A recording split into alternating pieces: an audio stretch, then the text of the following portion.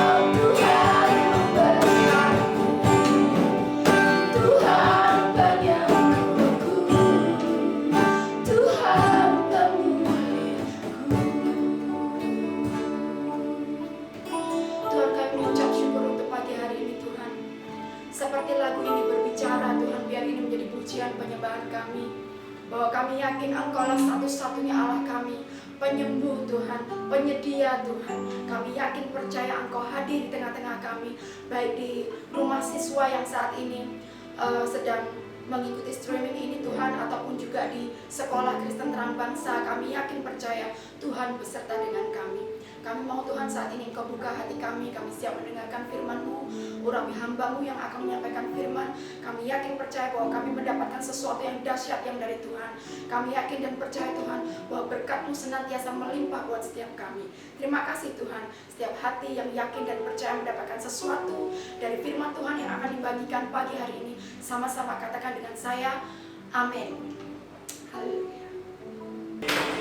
Selamat pagi anak-anak yang dikasihi Tuhan. Bertemu lagi dengan Miss Puspa pada devotion pagi hari ini. Pagi hari ini kita akan mendengarkan firman Tuhan bersama dari 1 Timotius 4 ayat 12b.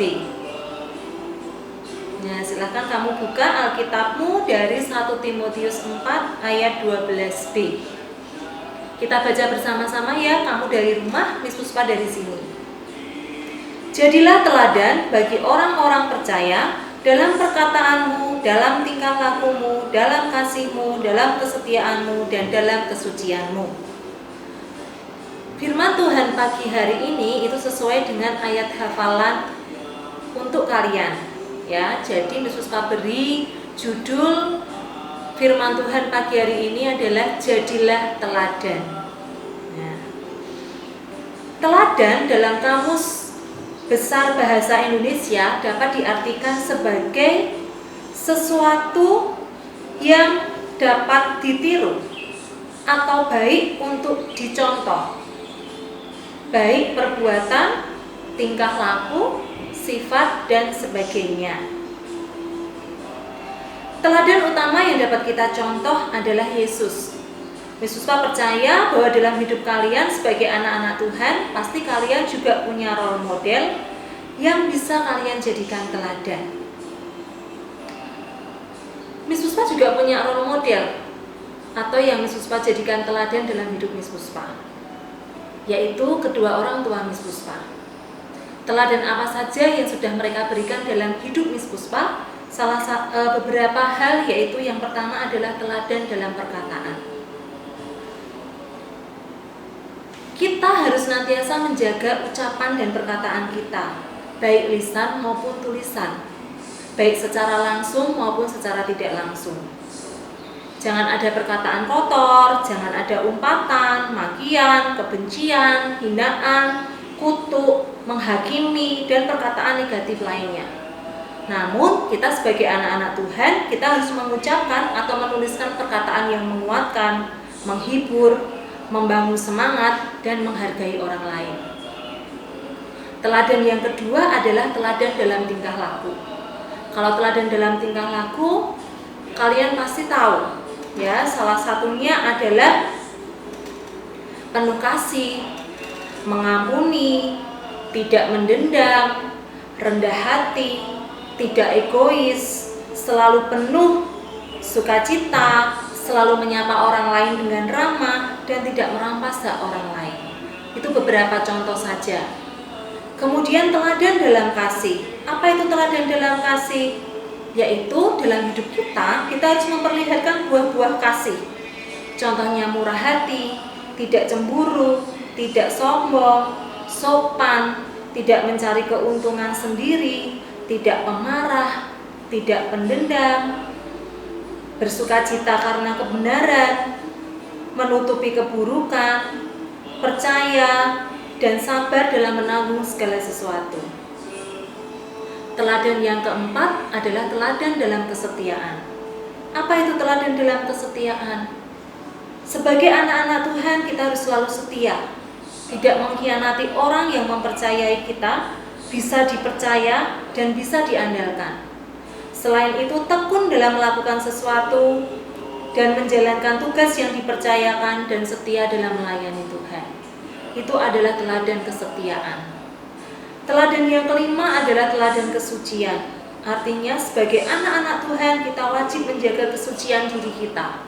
Baik kesucian dalam pikiran, kesucian dalam hati, dan kesucian dalam tubuh. Kesucian pikiran contohnya apa, Miss? Kesucian pikiran contohnya adalah tidak tercemar oleh berbagai pengajaran sesat. Jadi jangan mau kamu disesatkan oleh temanmu, disesatkan oleh orang lain. Kalau kamu tahu itu salah, jangan dilakukan. Lalu kesucian hati, artinya tidak tercemar oleh keinginan duniawi, seperti mabuk-mabukan atau minum-minuman keras, mencoba narkoba, itu adalah keinginan duniawi. Kemudian kesucian tubuh artinya menjaga diri dari perzinahan dan kenajisan. Sebagai anak-anak Tuhan, terutama yang wanita, kita wajib menjaga kesucian diri kita. Ya, itu semua untuk kemuliaan nama Tuhan. Sebagai anak-anak Tuhan, tentu kita akan menjadi teladan yang baik, sesuai dengan firman Tuhan. Tidak menjadi teladan yang buruk yang menantang firman Tuhan. Untuk itu, berhati-hatilah dalam menghadapi situasi dunia yang penuh dengan kecemaran dan kegelapan ini. Jangan hanyut oleh berbagai godaan dan kesenangan sesaat, sebab semuanya itu hanya akan membawa kita pada kehancuran. Bila kita hidup dalam kebenaran firman Tuhan, yakinlah kita punya Roh Kudus yang bisa memampukan kita untuk melakukan semuanya itu. Tidak ada manusia yang sempurna, anak-anakku, tetapi Tuhan menuntut kita untuk kita bisa hidup seturut dengan firman-Nya. Bukan kita yang memampukan, tapi Tuhan yang memampukan.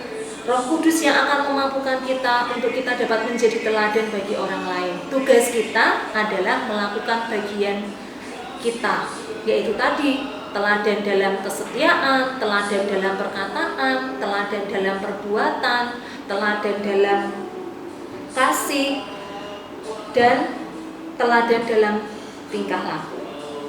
Nah, bersukacitalah karena Tuhan akan memperhitungkan semuanya itu sebagai bentuk kasih kita kepadanya. Maka kita akan menerima kebahagiaan bersama Tuhan di surga. Amin. Mari anak-anakku, kita lakukan setiap firman Tuhan yang sudah kita terima. Ya, mari kita berdoa bersama. Tuhan Allah Bapa kami sungguh mengucap syukur untuk setiap penyertaan-Mu dalam hidup kami.